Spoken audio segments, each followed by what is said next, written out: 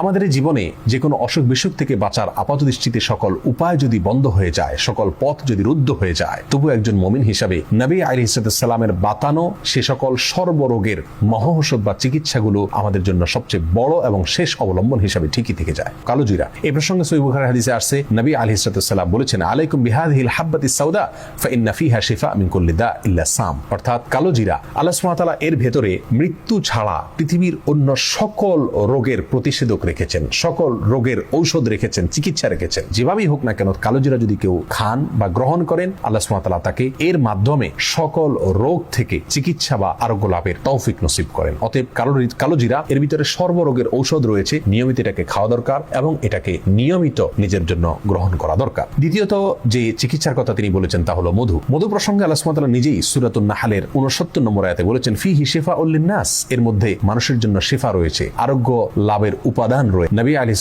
সালাম নিজে মধু পছন্দ করতেন।